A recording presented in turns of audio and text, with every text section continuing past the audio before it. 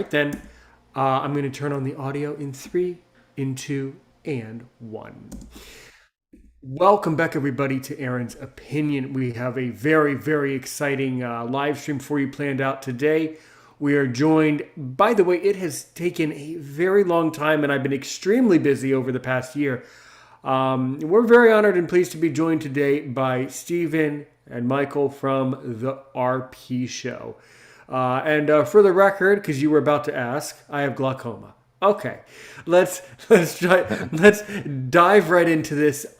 Generally, I would say I would interview one person at a time, but today we're going to kind of do a three-way conversation.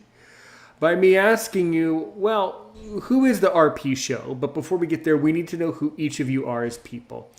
Let's start with, well, either one of you, but tell me who you are as a person, a little bit about yourself, and then both of us, all three of us, can walk towards how you created the RP Show. So either one of you, go ahead. Jump on in, Steve. I think you can lead it off. Okay, so hi everybody. I am the chatterbox within the group between me and Mike, as you'll find, because I'll probably answer most of Mike's questions on his behalf. I will let Mike say hello and goodbye. No, so hi everybody. I'm Steve Johnson. I co-host the RP Show with my good friend Mike, who is also here with us today. So I'm 45. I live in the UK. I have retinitis pigmentosa. I have actually got X-linked retinitis pigmentosa. I've been a cane user for about 15 years. I work full-time as a project manager in a large telecommunications company. That's my day job. And my hobbies and interests, I'm into most things outdoors and all kinds of adrenaline stuff. So camping, hiking, skiing, paddleboarding, all that sort of good stuff. I'm married, I have a wife, and I have a little dog called Hector. Lovely. Okay, over to you. Alrighty, I'm Mike Tubiak, also known as the TubiakManiak to many people. 42, diagnosed with RP at 14. My mom has it. She's pretty much lights and shadows at this point. And I'm into a lot of the things Steve is into, this, crazy races, obstacle course races, marathons, half marathons, and just all this crazy stuff. I love cars. I actually currently am working on a 68 Mustang in my spare time. And because I can't drive doesn't mean I, can't at least work on a car and have other people drive me around in it. And that's, I work out pretty much like 6 days a week because I think being physically fit is a very important thing when handling our condition. I think it helps keep us grounded. So, but that's me in a nutshell. And I started a podcast called Living Cruise RP, and that's how I met Steve back in 2020, and he was on my show. And most people kind of tend to just disband after that. And I do the episode and we move on, but Steve didn't go away. So and just your everyday typical stalker. And we decided to, we'll get into a little more, I'm sure, but that's kind of was the start, the birth of, if you will, of the RP Show.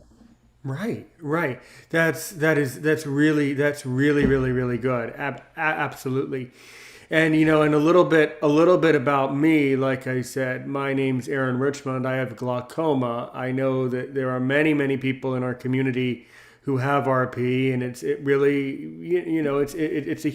obviously a critical issue in blindness society today.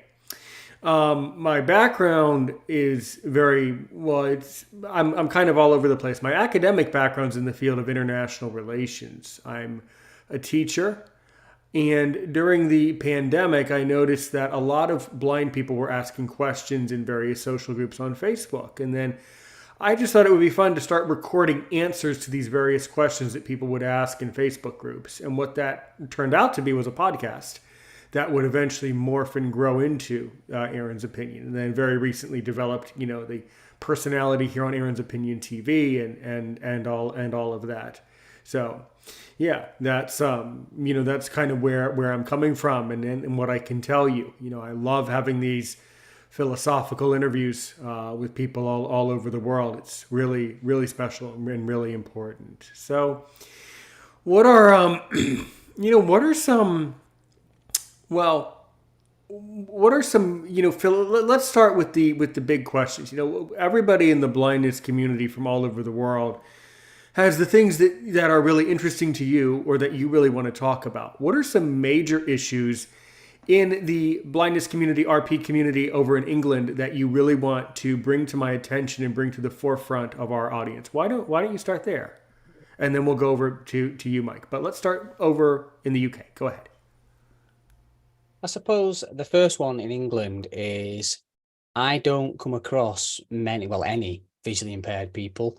I just don't seem to interact with them. And in fact, if you look at the statistics from our viewership, if you like, a lot of our audience tends to be in the US based. So a lot of the content that we create, we have naturally sort of geared it towards a US bias because we don't have that big of a community in the UK. That said, there are blind people in the UK. There are thousands of people with RP, but finding those people and connecting with those people just seems to be, fairly difficult. So that's my first observation. And then motivations, I guess, for the show was RP is a really interesting journey. Sorry, excuse me, my dog's barking. No problem. Yeah, so our motivations for this show, particularly with men dealing with sight loss, if you consider the journey of RP, it tends to be a progressive condition. So you start off, quote unquote normal. You tend to lose your night vision first, and then you start to lose your peripheral vision, and it can be, a long drawn out process. Certainly with X-linked RP that I have. So in my specific case, my parents knew I had it when I was 3, but took the decision not to tell me I had it and to make sure it was always kept a secret from me. So no ophthalmologists, no doctors, no family members were ever allowed to tell me I had RP. So I only found out by accident when I was about 19 because I was manifesting symptoms, I was having difficulties, and I went to the opticians on my own on my lunch break from college, and then that's a whole nother story. But I guess where I was going with that is, because of the journey that it takes, you learn to live with RP over a very long period of time. And I'd been wanting to give back to the community for some time. So when I met Mike, we said, right, let's do something. We're in our 40s. We've both been living with this thing for a while. We've had to go through the whole thing of using a cane and dealing with it and telling girlfriends and wives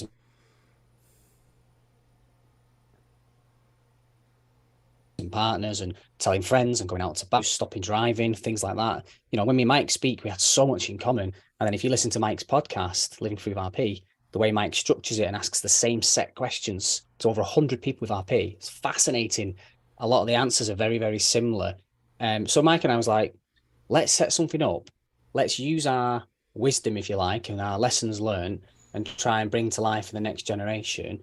Because when I was 18, 19 and found out I had RP, Facebook hadn't been invented, YouTube hadn't been invented, there was no really one to turn to, and I just dealt with that whole thing on my own. I never really had anyone to even inspire me. I mean, coming back to the cane thing, I got my O&M training, didn't use my cane for about 4 or 5 years.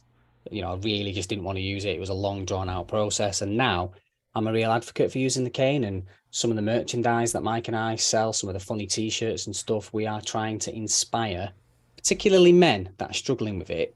We're trying to inspire them to, just see a fresh side and see, right, there are some role models out there. There are people doing some cool stuff. Maybe I can do a little bit more than what I'm currently doing. So really long-winded answer, but that was kind of the gist of it. I want a long-winded answer. You can never talk too much. This is the podcast where not only do we speak about critical issues in the blindness community, but we also speak about long-winded issues in the blindness community. So my hope is that you'll talk too much. That's what I'm trying to find well, guests that are Mike, willing to talk. Don't cut him off. Don't let him go. Don't open that tap. I'm sure Mike will tell you what I lack in vision, I make up for in speech. Absolutely. And I have, but before we turn it over to, before we go back to Mike, I just want to reiterate something that you said. Couple really, your story, although we have very different eye conditions, your story is extremely familiar to me. I have also noticed, and I think there's a very obvious reason to me, but I have also noticed that that it is, in a philosophical way, it's difficult for women and for men who lose vision, later in life. But I do think it's a little harder. I don't know. It's hard to know which is harder. It's hard either way, but I do agree with you. There are more female creators, more women creators on YouTube in the blindness space than men, because my suspicion is I think a lot of some men just don't want to be, on TV, on YouTube. Most people don't want to do this, and it's something that, I don't know, maybe women would be slightly more likely, not necessarily more likely, but slightly more inclined to feel that YouTube would be an accepting place for them to talk about, their feelings and what's going on with their vision loss. But I don't know. But I have noticed too, though, with as far as audiences and interacting with audience, that European people, whether you're from England or the mainland of Europe, Europeans in a far sweeping generalization, European people are usually more reserved and less likely to come to a podcast. It's just people are keeping themselves more, talking to other people. It's just you do it less in Europe. So I think that's what you're noticing, and I think it's just because your region of the world is more reserved in that Great point. Yeah, public regard. I've noticed it. I've had very few Europeans on Aaron's Opinion. I've had plenty of people from other continents, but Europe can be shy, can be apprehensive about podcasting. I've significantly noticed it. Our buddy up here in our room here, our buddy Latabo is definitely not shy. That's why I had to mute him. And he's definitely from South Africa, and he'll tell you a little bit of an after portion. Maybe he'll tell you more about that. Let's go over to Mike. Go ahead. And what was the question again? We want to know about like what we handle in the Sure. U.S. Well, what are some? Okay, so taking your perspective from the States, what are some key issues similarly to what Stephen was just speaking about? But what are some key issues about RP, your life, that really are important to you that you want to get off your chest and talk to me about in this space right now? Like, what's really going on with you? Go ahead. Yeah. I would think my ultimate goal is always about trying to get to the point where RP is more normalized, you spread more awareness by getting out in your community, using your cane and things like that, and I just want more people to just automatically just be like, understand that blindness is a spectrum, because that's the biggest issue you still have here in the United States, is that someone sees a cane, that they're blind, they're 100% blind, they can't see. As we all know, in our community and other low vision communities, that's not the case. As Steve calls me, Mr. Acuity, like my central vision's really good. I could read small print and all that stuff, but you know what? I can go walk into a cone. So, I mean, running isn't my friend by myself sometimes. So that's definitely something that I think needs to be more prevalent, because it's just still to this day, like I live to see a day where there's a commercial for RP, for retina. Like, I would love to see that, because you always see commercials for, every other versions of cancer and other diseases and stuff like that. But there's never been one on like radio. And I think actually even recently, one of our friends, one of our RP friends, Vinny, pointed out there was actually heard like, I think, a commercial for the Foundation Fighting Blindness. And I thought that was amazing, because geez, we've all known about that foundation forever. And I don't think I've ever heard a commercial in the public. So, I think just really important to just get out and just We need more people just like, using their canes out in the community and things like that, because that's how you get people curious, because they're going to see you out there with your phone and using your cane, and that might make them go, hey, you're using your phone, but you also have a cane. I'm kind of confused here, or it doesn't. I thought that meant you're blind, and then you could take that time to educate them, which I've done on a lot of occasions in my own community. And like, I know that I'm being watched. I'm very familiar that a lot of my community know who I am. I mean, in my town, everybody knows probably who I am in my town, because I'm probably one of the few. I only know of one other guy in my community that is blind, and so you are put in the spot. And getting back to Steve's point about, yes, men I think tend to be prideful. I think that's my feeling on why they're resistant to the cane, and things like that, because it's like, to them it's a weakness. It's not a strength, it's a weakness. So if I take this cane and I decide to start that journey, now I'm not me anymore. And we're trying to do on our show is to show you that that's not the case. The cane is a power. It's a superpower. So it just gives you strength to get out there and still be you, and still enjoy the things you want to do, and just make you feel more comfortable. But you got to be willing to break that barrier, that insecurity. I mean, we've all felt that. Like, Steve just mentioned, what, 4 or 5 years. I mean, if he was already on him trained, and it took that long just to finally be like, what the heck, like, what am I doing? So we all go on that kind of thing, and then I think you got to cut that Band-Aid off and just rip it off and just go and accept that, you're gonna get stared at. People are gonna look at you because you're different. You're especially if you're in a community like mine where there's not many people who are visually impaired. But the more people like us get out there, the more it just becomes, oh, there's a visually impaired guy, like, and nobody's going to even flinch. It would just become normal. Just like, everyone knows about cancer. It's just a normal thing. Like, we all know about it. It exists. Like, so that stuff's definitely something that I'd like to see more in the US, get more like that. Yeah. I can promise you that before we see an RP commercial, we need to see a glaucoma commercial, because there's not enough commercials. There's not enough commercials about glaucoma. I see it all the time. You see all these medication commercials. Well, we need a glaucoma. Oh, yeah. Do you have this? Yeah. Do you suffer from this? Like, well, we have. Yeah. There's no. Wait a minute. Wait, and Stephen, wait a minute. But before you go to the chemist, before you go to the pharmacy, don't forget to talk to your doctor. Because you have to talk to the doctor before the pharmacy. You got to do it. Well, if I go to the doctor, what am I supposed to say to the doctor?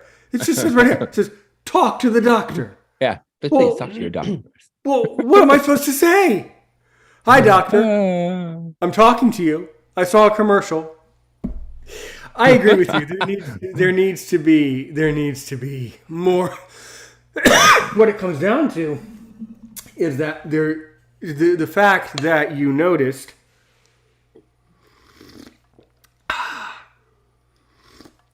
this is, by the way, the coffee comes with the show.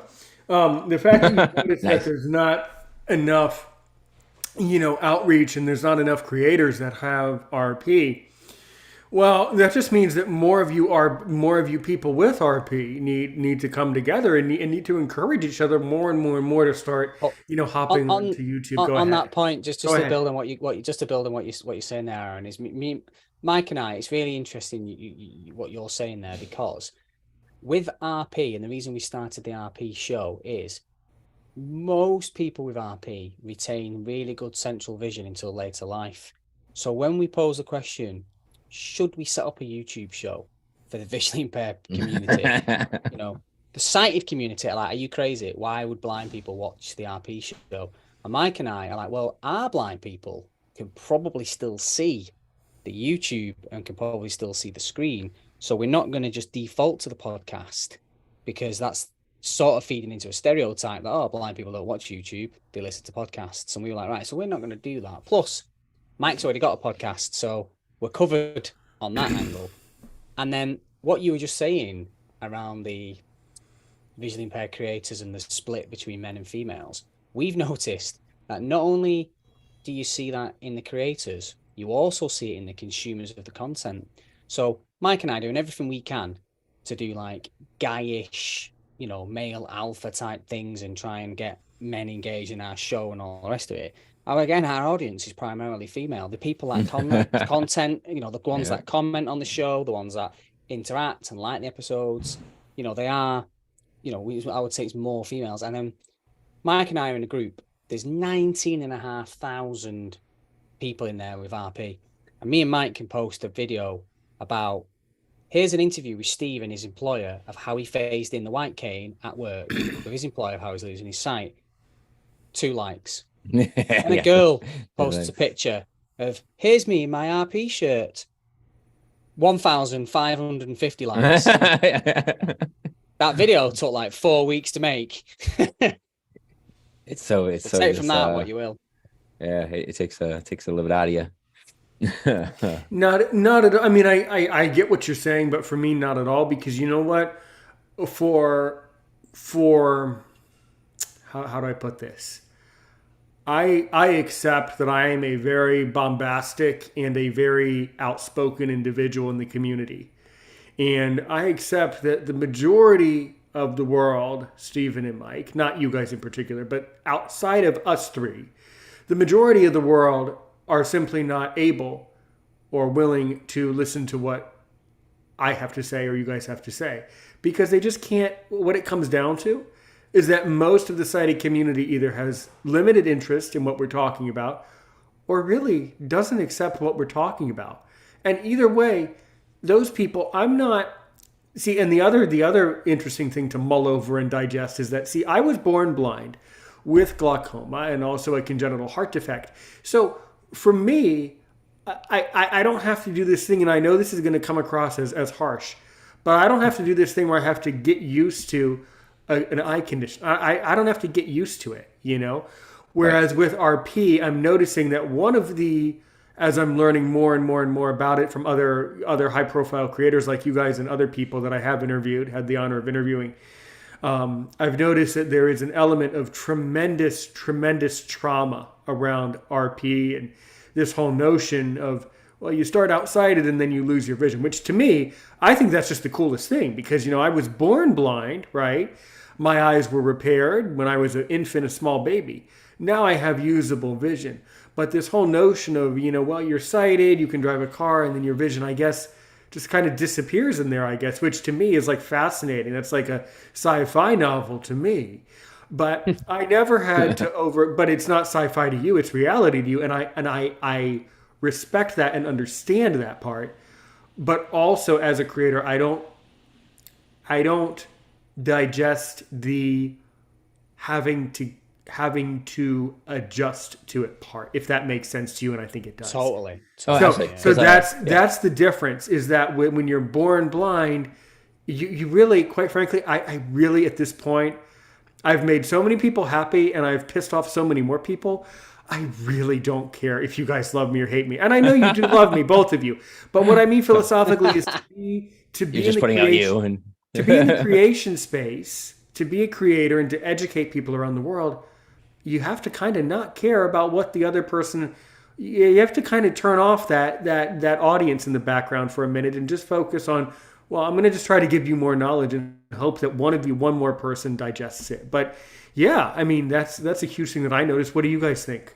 Well, including what you just said, I've actually said it on my podcast many times where I feel, and it's no insult to the sighted or insult to the blind, but I kind of think dealing with RP is actually a lot more difficult than it is if you were just straight up blind, because you don't get blinder.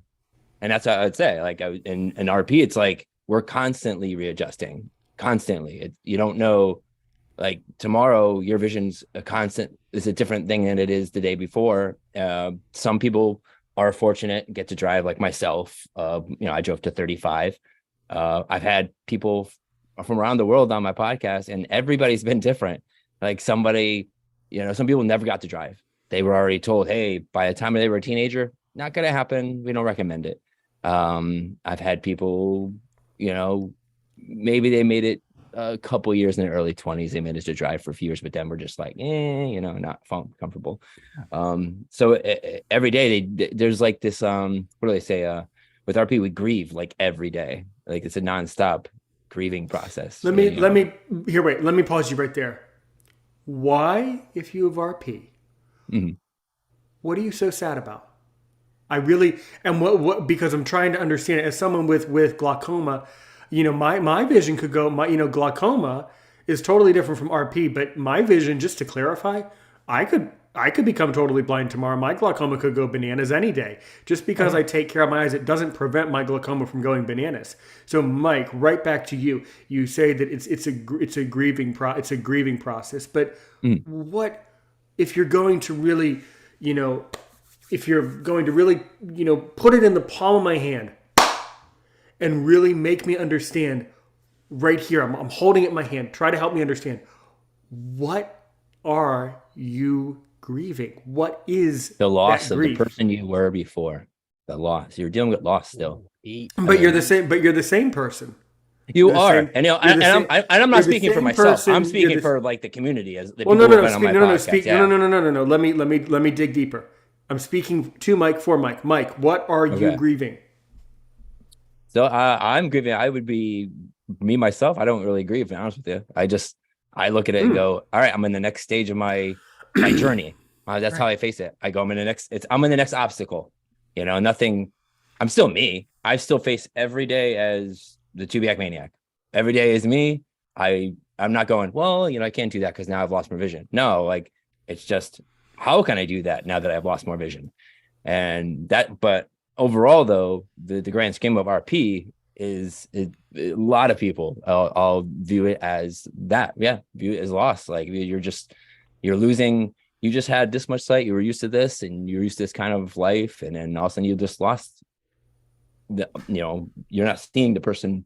Maybe not seeing your loved ones anymore. You're not be able to see phases anymore. And that's an acceptance. There's, that's tough. Imagine being like married to someone. I mean, I've had someone on my show who I asked this one question that gets kind of deep, and it's basically, if you tomorrow got your sight back, what's the first thing you're going to do? And of course, most people, it's, I'll drive, I'll go do this. I'll go on a trip. I'll go. And it's like, they're all great answers. But one of the best answers and things that always sticks in my head is when someone said to me, I would stare at my wife because I've never seen her face before. And it's like, that is deep. So I think, that to me, what it is. It's like when you hear other people's perspective on it, like it definitely changed me as a person when I started the podcast, because I had a different feeling going into it. And maybe not that I wasn't sympathetic, but it definitely made me a little more sympathetic, because you're like, when you hear other people, they're not me. Not everybody could handle what we do the same way, or like Steve or anybody. We all don't handle RP the same way. So hearing more and more, and I heard it multiple times from people who didn't even hear a previous guest, but they'll all mention it as dealing with grief and all that stuff. And the cycle never really ends. And I'm like, you're kind of right. I get it. Like I didn't think about it before, but I get it. I'm understanding it. Right. So even though maybe for myself personally, I try to put out there like my message that, hey, it doesn't have to be that way. You don't have to treat it that way. You could, like you were saying, like, it's not, well, what are we losing? We're not losing anything. I'm still me, Aaron, you're still you, it doesn't change. Yeah. And for me, I don't define it as a loss, but then again, I was never sighted. So then I guess I just define it as just one of the steps of the spiritual journey, and just part of our life, just part of our living experience. But okay, here, Stephen, back over to you. Same idea. What if you grieved, or if you did, or if you do grieve? What exactly do you grieve? And then after you say that, I'm going to make a comment about something, if I can remember what I was going to say. Okay, Stephen, back to you. I guess I'm a lot like Mike in that I don't, and that's why we started the RP show, because me and Mike are just stop being a baby and get on with it kind of mentality. As Mike would say, lack of compassion. I didn't quite catch. You used an English expression that American people don't know. The what? Say it again, slower. What? Stop being a baby. Stop being a baby. Okay. Yeah, got it. Get on with it. However, that said, the one thing I did grieve a lot, and there's a lot of still kind of does grieve it was driving a car at a really high speed on a motorcycle. I used to ride fast motorcycles and fast cars. Oh, I And love talking about that. and personally, I used to get so much pleasure from that. And I have replaced that with other means of terrifying myself. But Such, And wait, your stop, mom. wait, stop. Wait, stop. Yeah. Wait, no. That's no. I'm not going to let that escape. Such as you terrify yourself. How do you terrify yourself now? Go ahead. I do think the number one is probably skiing. I find skiing A lot of a fun. very good replacement for going fast, right? Because you're going downhill, can't see where I'm going.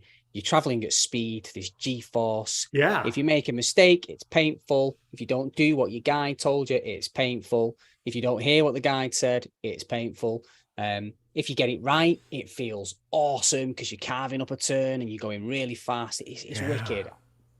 Same as skydiving. I've done a couple of skydives, jumping out of airplanes. Sweet. You get speed, adrenaline. It feels amazing.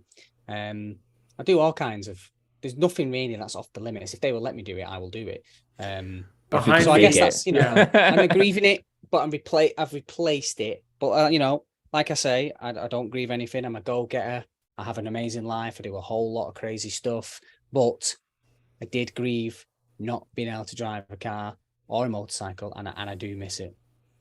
I get it. Behind me is an electric scooter, and I have enough vision to drive an electric scooter. It goes 20, 30 miles an. Oh yeah. Yeah, so much fun, and I completely agree with you. It is very, going fast, and going smooth, and being in control. And then you feel the gravity, you feel the wind, and it's so relaxing. It's a very smooth and relaxing feeling. Being in control, I think that's one of the things. It's like I know you and Mike will agree. There's something nice, like when you put your foot down in the car and you go through the gears, or you make the car turn. That feeling. Man. Or even manipulating absolutely, gravity. or even on my scooter, me like changing my speed, deciding how to judge my speed. Okay, wait, I got to calculate. I got to slow down here, turn my body just a little bit Even hard more. braking. Yeah, awesome. That's when you really have to pay attention. Braking's the hardest part actually, because you have to time it right. Yeah. But no, I keep telling my brother and mother, I keep saying, God, we need to get into motorcycles, because I imagine that a motorcycle would be even faster scooter with even more control and even more. That's kind of how I picture it, kind of in my mind. But yeah. So have you ever been on the back of a fast motorcycle, Aaron? No, never. No. Don't know anyone. Yeah. What made you? In the States where I'm from, what got you into fast motorcycles? We have kind of two categories. We have the people that want the big ones. And I'm not. My motorcycle vocabulary is obviously not good, but the larger ones that are more for the cross country, like driving around the country type, and then you have the type that are Like more. Harley. Yeah, that's one of them, or those are popular. But how'd you get into the fast ones? And The crotch rockets, that's what you call them over here. What do you call them, Mike? We call them crotch rockets. why? Crotch rockets. Oh, okay. Yeah. That's what we if you're referring to like a Kawasaki or a Ninja or something. Sports crotch bikes. Well, sports bike. I guess in answer to Aaron's question, it was purely a cosmetic thing. I just liked the look of the machine, where it had what we would call a full fairing. You can't see any of the engine. It's all done up in nice, fancy colours. And I used to watch the MotoGP. I was a big Valentino Rossi fan. I used to watch the motorcycle racing. And I was just captivated by it. Plus, my dad always had motorcycles, so there you go. I used to go on the back of my dad's bike, and I was just in awe that you could just pull out and overtake a Ferrari like it had missed a gear, and you're on a bike that costs like $9,000. Just absolutely smoking a £200,000 sports car. I just used to love it. I just think this is amazing. And crotch rocket, it's a good example. It's like it is like you're sat on a missile and you've just been. That's it, and you're just you've just been fired.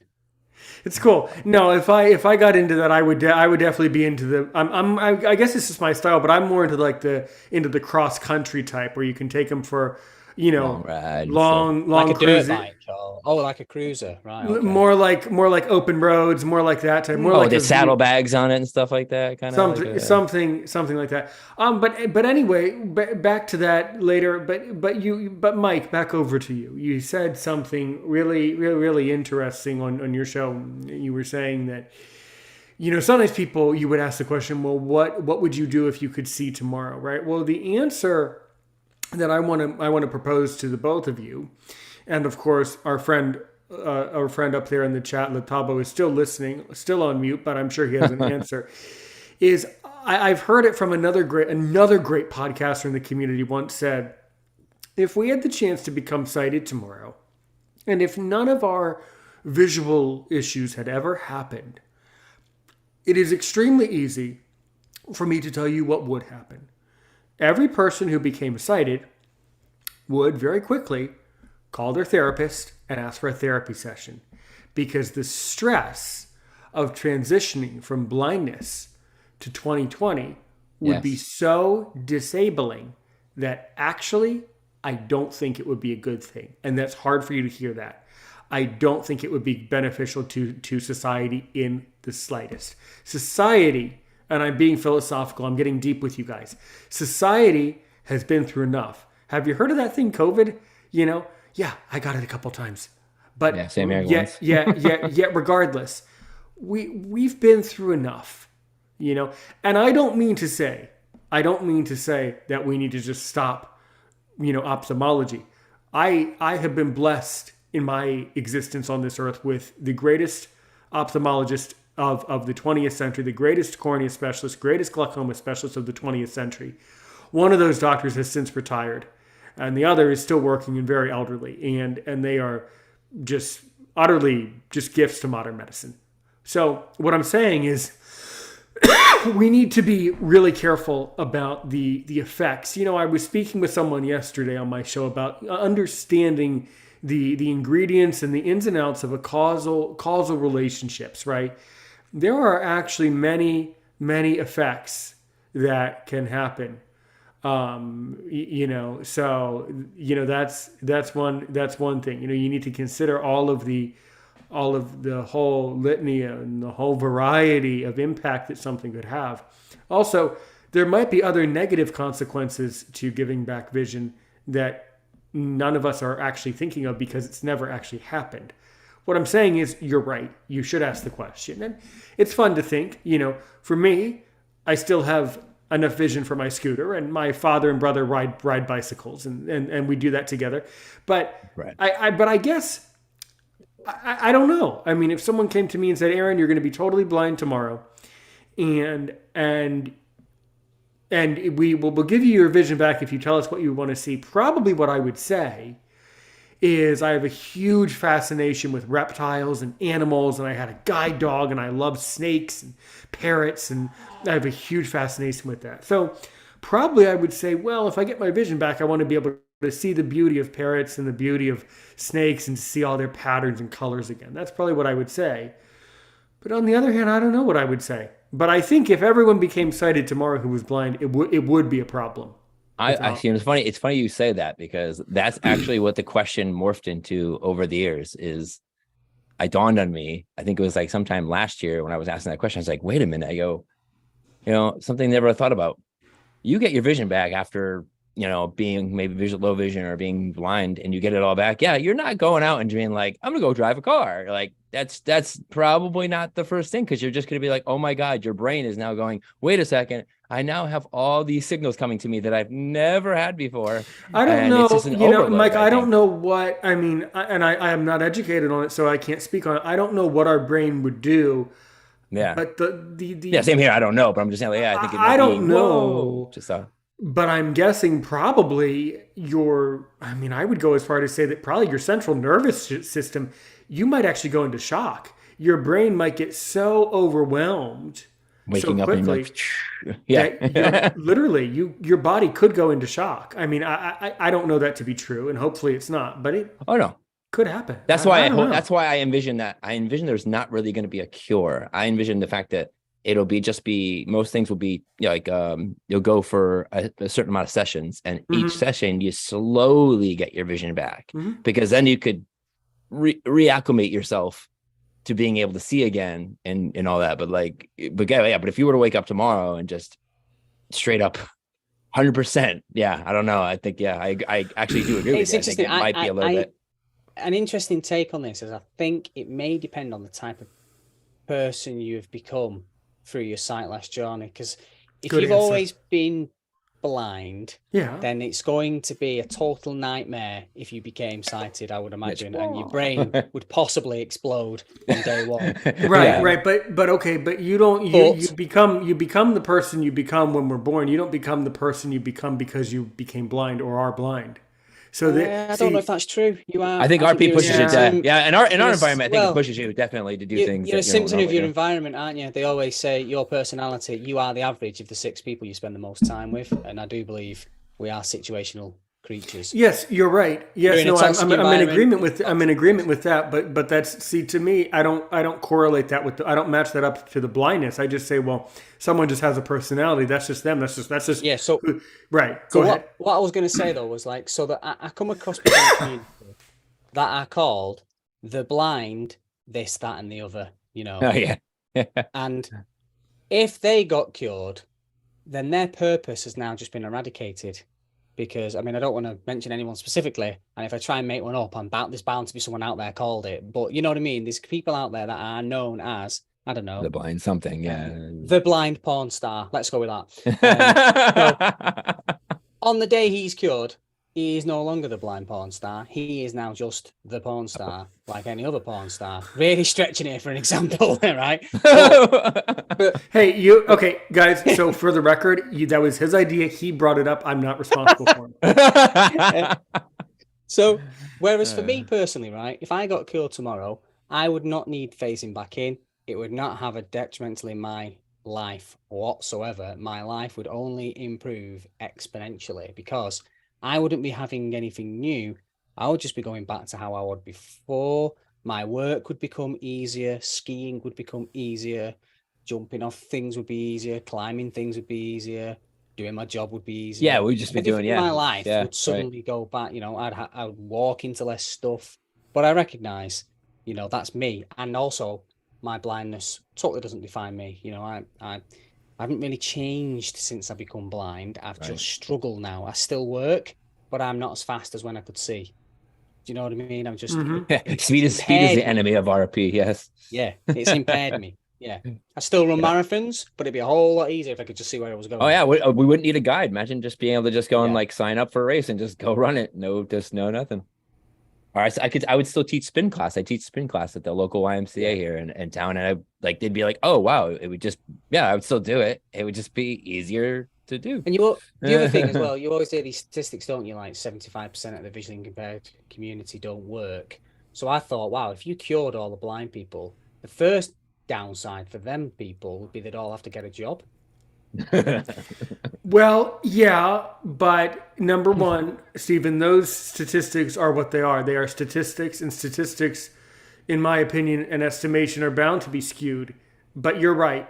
The level or the amount of blind people that are, even what we say, which I'm not really a subscriber to this thought, but even the group of people that say, well, we're underemployed. Well, either you're employed or you're not, but as the stats go, the amount of people that are underemployed with a not good job but still making some money is incredibly high. And that is because, to some extent, because of society's lack of knowledge and expectation of blind people. However, that's part of society. Unfortunately, there are still many jobs that now need to be done that are not paying very much because, well, that job doesn't pay very much anyway. So when you really dig into those details, yes, you're 100% correct. It's not right, but also it's just as wrong as it is statistically flawed. But that's only my opinion, and I'm not a statistician, but that's just kind of what I'm saying. But here's the other problem with all that at the end of the day, and here's where this really starts to get tricky, is, and this is going to offend people, so get ready to be offended. There are blind people that, in my opinion, do not work well and are not maybe do not know how to work. Maybe they don't know how to interview. Maybe they don't know how to be a good employee of a company, right? Yeah, So good. that Yeah. that would be a huge problem, is that you would have this large percentage of the population that just became sighted, but for all intents and purposes, they're unemployable. Because it's not about in the States, and every country's a little bit different. England is very different from the States. I've told people I share more because I'm a French speaker. I share more with French people than English people. English people are great. You're wonderful. But your society and social system is completely different than it is in the States.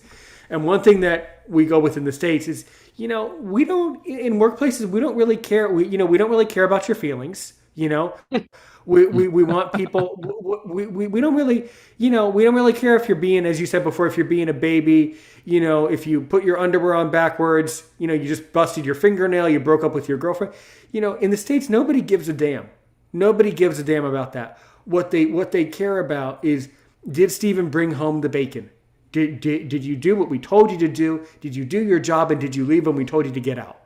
And that's basically all that we care about. So the thing is that there would be a significant portion of the population that doesn't know how to bring home the bacon if it came down to it.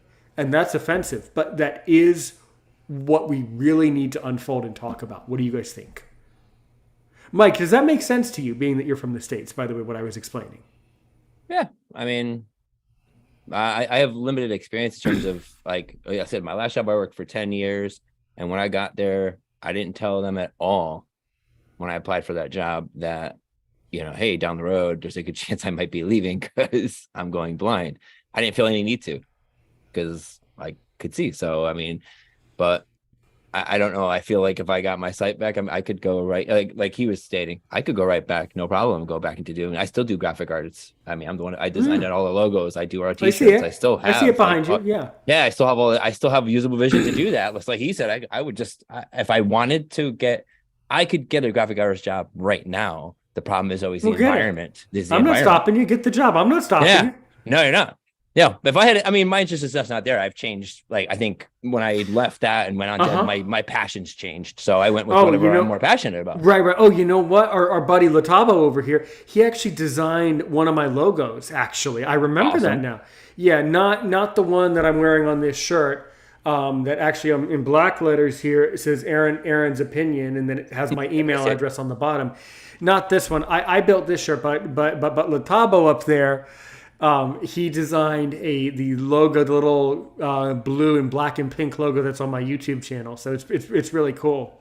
That's awesome.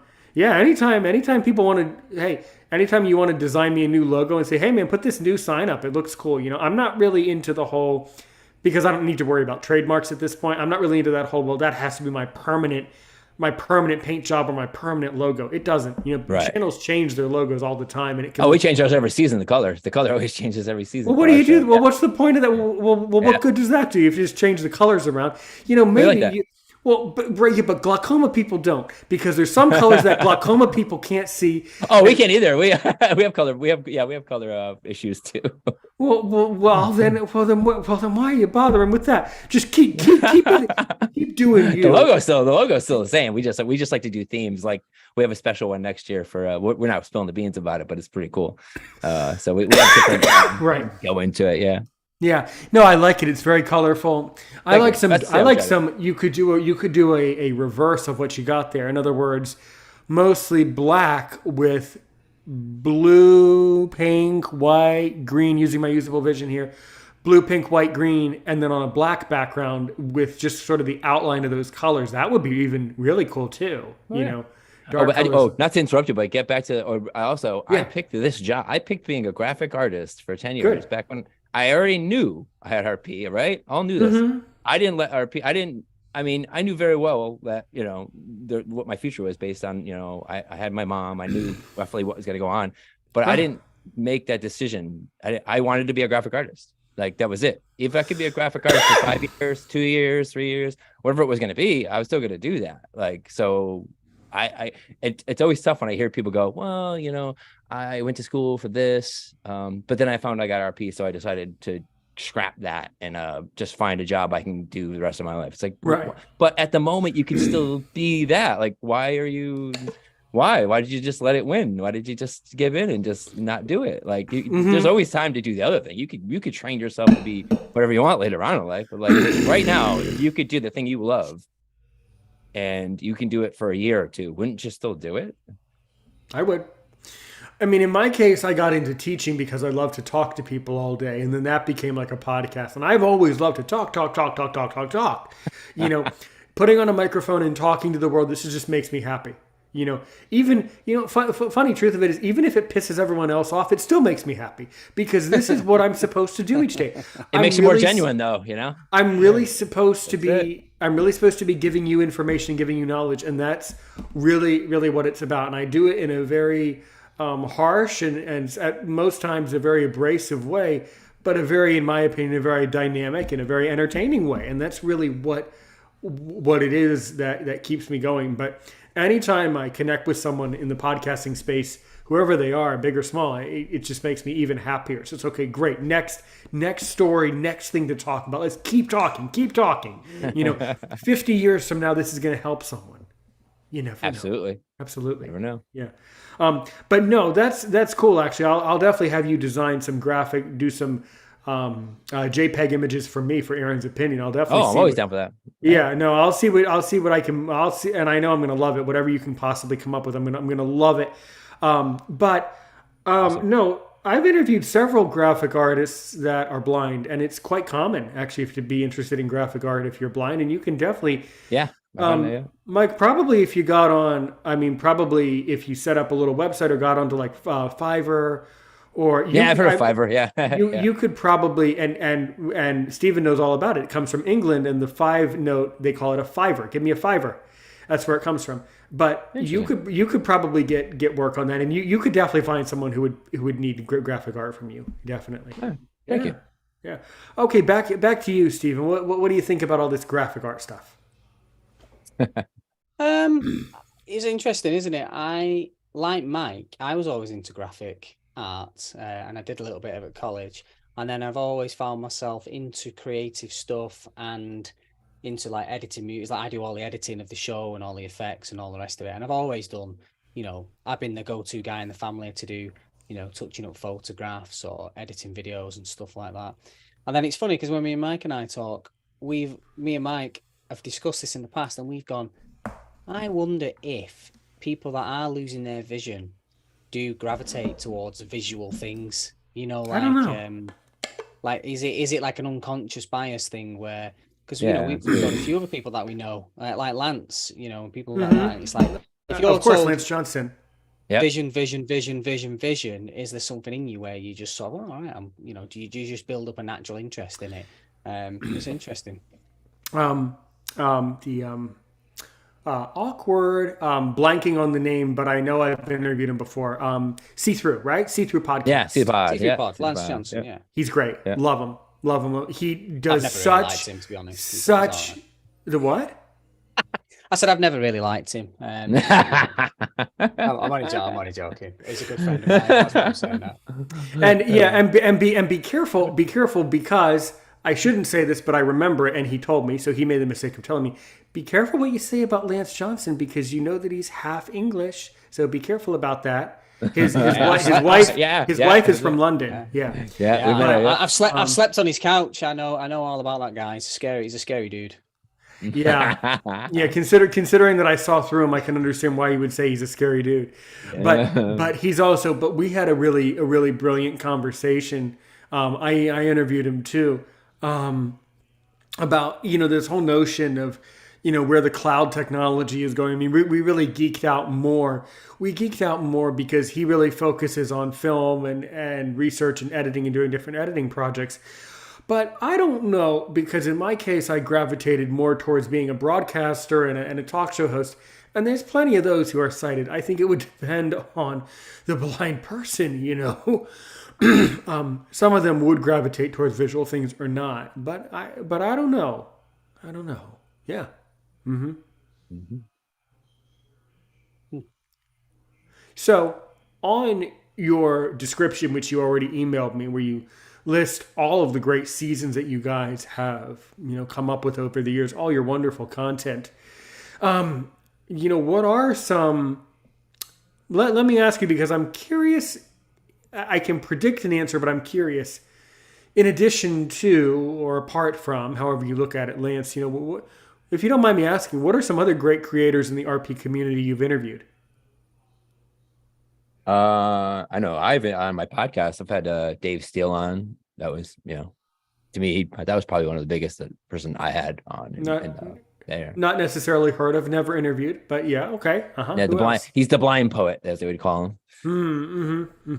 Right. On the show, I don't know. I mean, like, what do you think, Steve? What would be? I don't think we've had many creators on. Minus Lance, obviously. Yeah. And Eric Bernardo. He's still technically. Yeah, I guess it depends what you mean by creator. Eric creates YouTube content. Lance professionally creates content for big budget projects. But we've not really interviewed many people in that area, have we? Yeah, it's a pretty specific niche. Yeah. Yeah, and I know I've seen things out there from like the blind artist and the blind poet and stuff like that. So they're, very creative. There's a lot of blind musicians. I guess they're also creatives, aren't they? But we don't really do that many interviews as such. I'm noticing that I'm noticing that a lot of one thing I do notice is that a lot of the blind people, when I explain what I do, I say, well, I do long form interviews. And a lot of these other blind people, they're like, well, that's kind of unusual. I do more about vlogging. And what is it about? I don't know what that is, because it seems like long form interviews would be actually the most appealing. But a lot of other blind people feel that it's really not. What's your perception of my take on a long form interview? I think viewing has changed. I think since the Chinese tried to steal YouTube's revenue by creating TikTok and short form videos and pumping in thousands and thousands of fake dopamine hits, what's happened is the whole world has got onto that now. So Instagram are rewarding and pumping you and sharing your content if you do short videos. YouTube are now massively pumping their shorts, trying to connect. And me and Mike have found this, right? Me and Mike, we did an episode recently, Battle of the Cane Tips, and we did like a really good episode, and we took a range of different cane tips, and we did some tests, and we did it together in England. It was, really good episode. Took weeks to make, and big production, really good episode, high quality, long to medium form, you could say. And it did okay. It got, a couple of hundred views. The next day, Mike just put a 10-second video on of him dancing around like a muppet with some sunglasses on, and I got like 10,000 views. Like, and that's fine, and that's fine to have fun. I don't know. I mean, as you can tell, also as you're noting, I mean, I'm overly stern and overly serious. So like a lot of other creators are just more. How do I put it?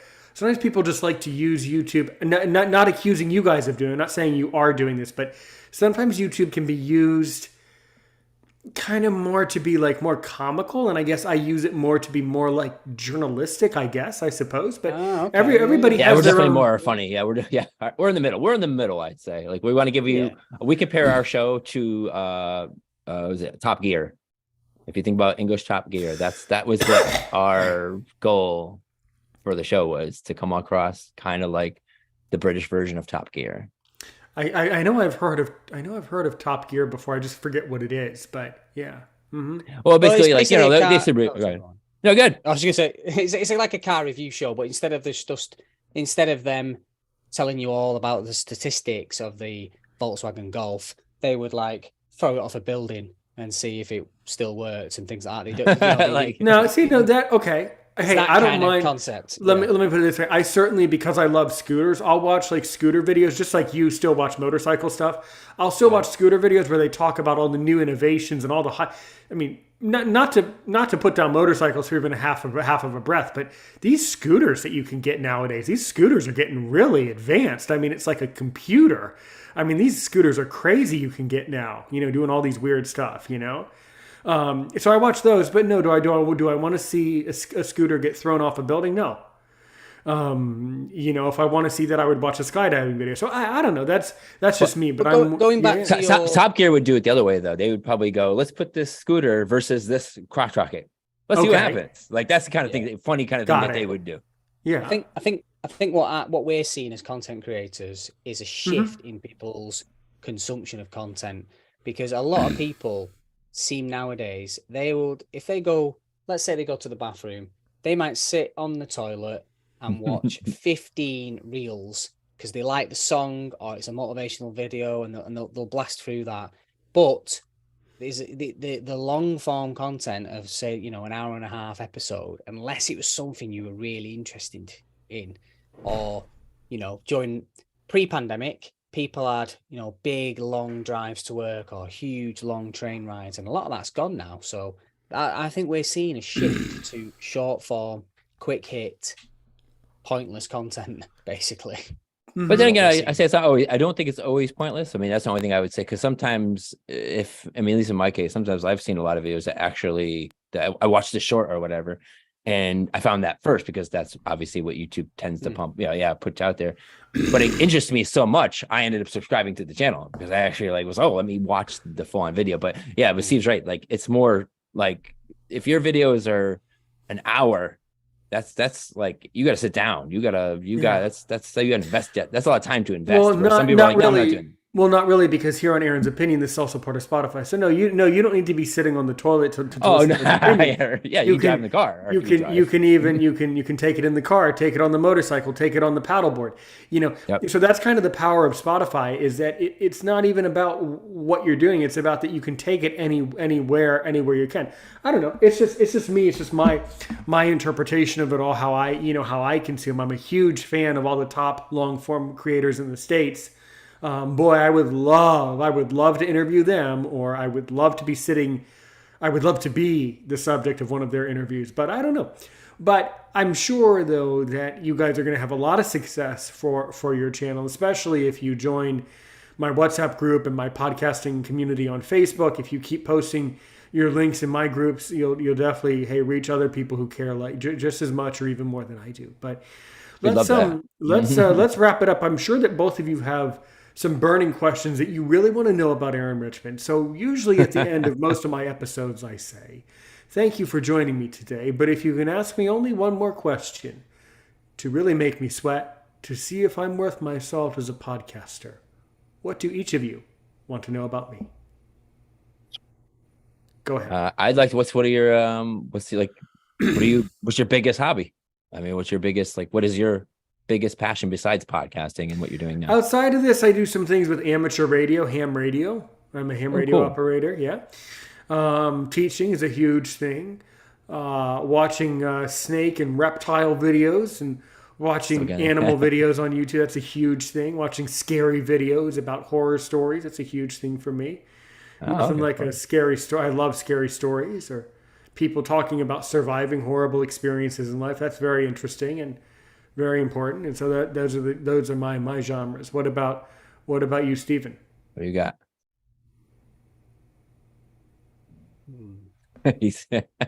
I see the wheels turning.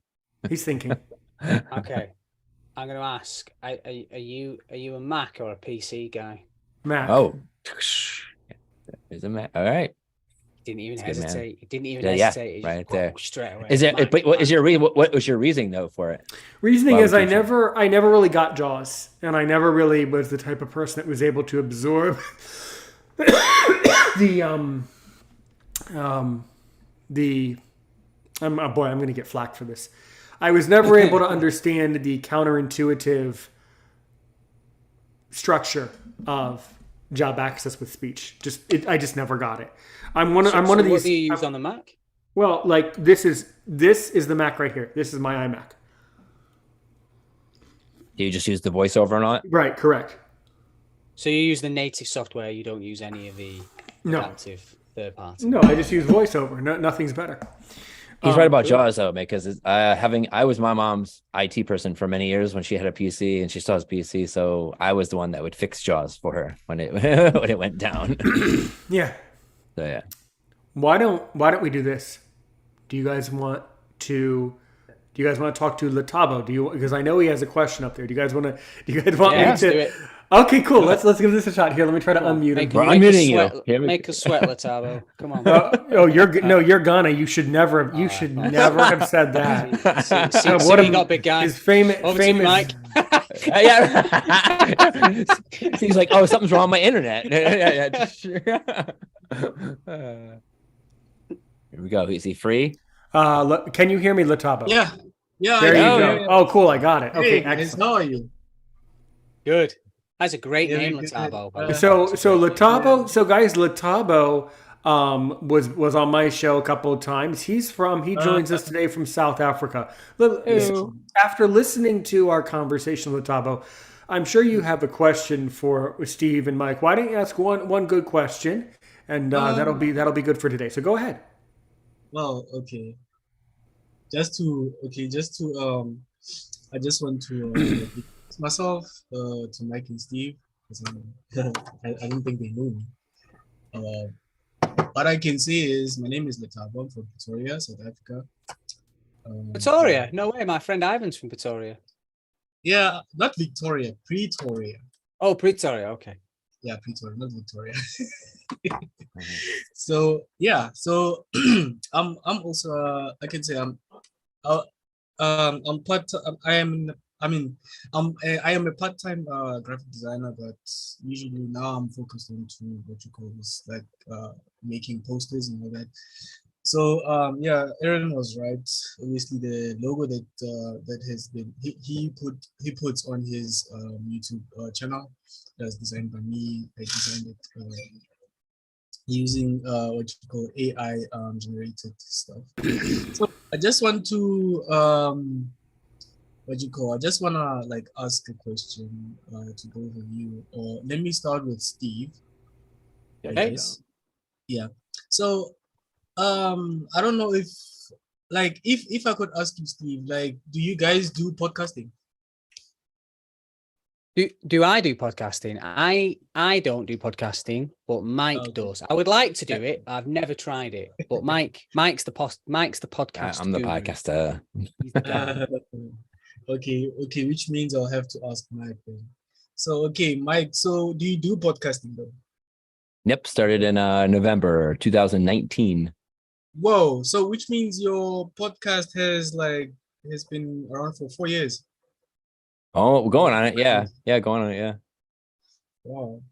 Well, for me, I'm interested in doing it, one of the podcasts, but I don't know how. But I'm still learning. I always say start on Anchor. I use the app Anchor, and that which is now actually owned by Spotify. Okay. So actually, yeah, I would highly recommend if you're looking to get into that space. One, don't just do it. I've had actually a numerous amount of people come to me and ask me the very question you're asking me right now, and I've worked with them or emailed them, and they wanted me to just get my feedback on what they should do or how they should approach it. And I always just say just go, because I wasn't initially. If you go back on my podcast, you listen to my first episode, and my wife will back me up on this. I'm awkward in that first episode, and then by the second or third, she's like, you greatly improved. So you just got to do it. Get yourself a microphone. Don't worry about even if it's a cheap microphone, any microphone you have is a good microphone. And just start somewhere. And just well, for me, I only use a PC microphone because I don't have any microphones as yet, because I haven't budgeted. I don't have any budget for external microphones. The one I'm on right now is this was $50, and it sounds fine. It sounds great. No one's ever said anything. I could get a really nice one, like a Yeti or something like that. But to me, you go on Amazon, get yourself if you can afford say a $50, to me that's a good entry level. That'll get you decent sound, and and then just work on your room. Just add some carpet, add some, just add in the sound. Yeah, I do work in my room because obviously, the space is too tiny, so I can't even fit everything in here because there's my sister's bed here on the other side. So, I also do radio shows. Aaron knows about cool. that. Yeah, so I'll be starting from tomorrow. on a radio station called UBC Radio. Actually, Aaron's friend, which is King Rocco, just interviewed me a couple of weeks ago. You know? Oh, nice. Cool. Yeah. Yeah, I say do it. I said, if that's something you want to do, definitely just do it. So the second question is, I don't know if I could ask Mike or Steve, but I think I'll ask Mike again. Uh-oh. Like, have you been on radio before? I've been on radio. He has a face. He has a face for radio, but I don't think he's been on. No, I have a face only a mother can love. Wow. No. I was the better looking of us too. I'll say I've been on radio. I don't think I've been on radio. I've been on TV, like I've been on like news show, on news broadcasts and things like that, local stuff. But I don't think I've ever been on like just a regular radio. Yeah, no, that'd be something that'd be kind of cool. Wow, because why I'm asking is because I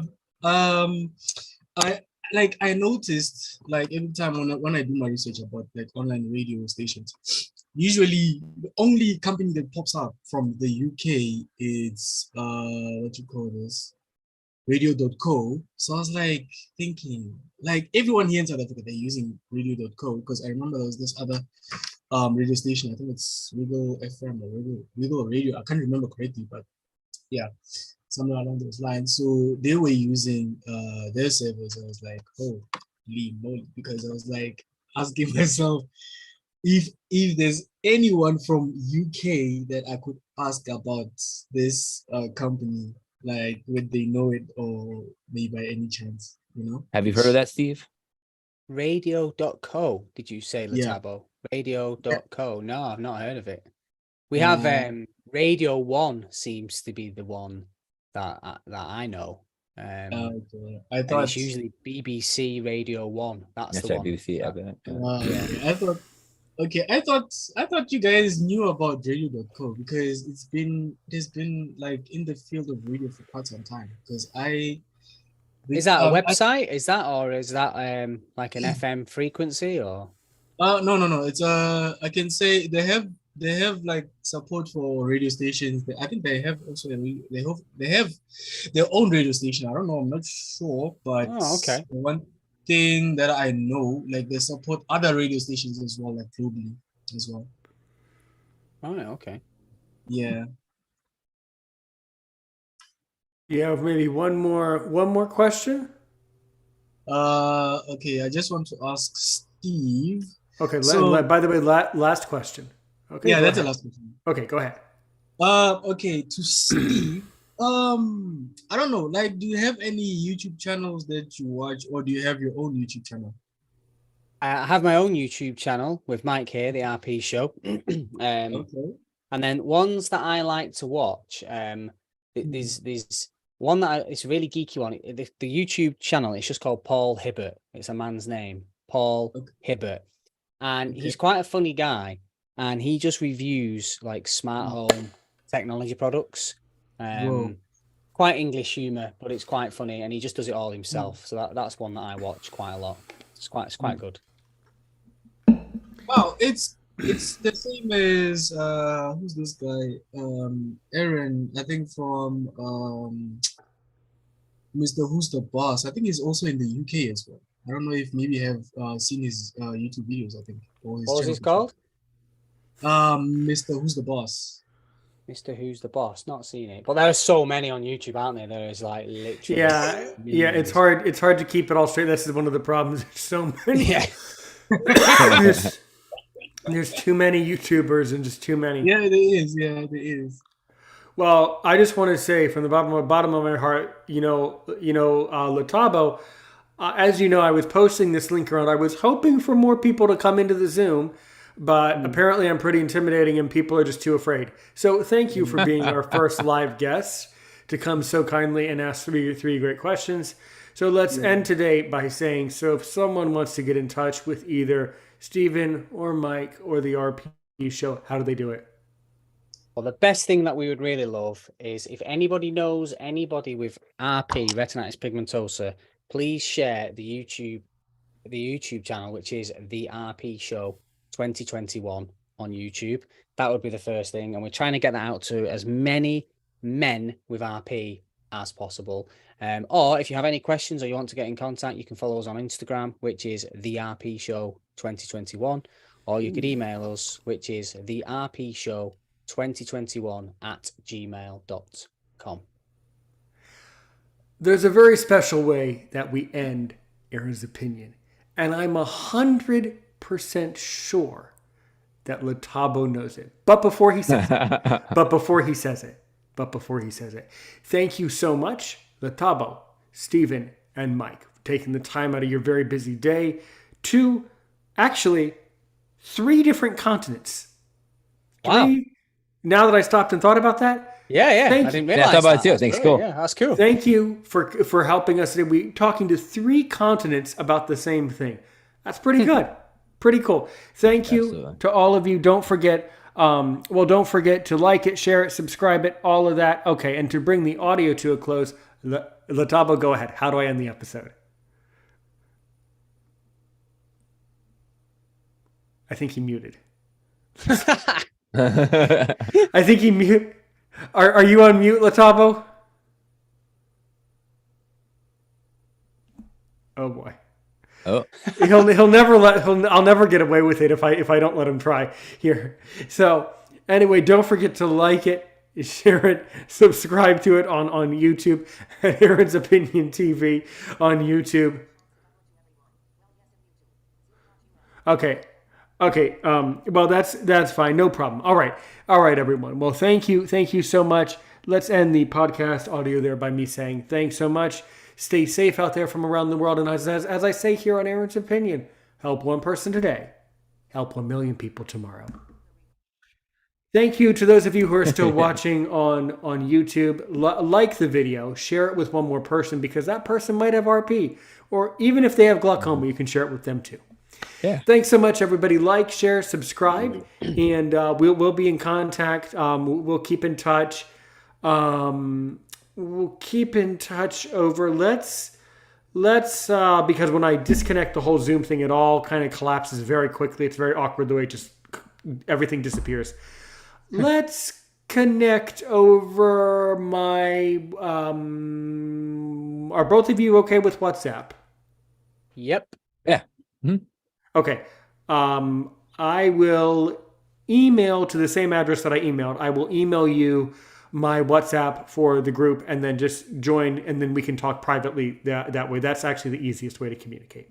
All right, Okay, everybody. cool. That works. Thanks so much, everybody. Have a very good, to the majority of you in this room, have a very good evening. Take care of yourselves. Like I said, like the video, share the video, subscribe to the channel, comment below, all of that. Have a good day. Take care of yourselves. Help one person today. Help 1 million people tomorrow. As for me,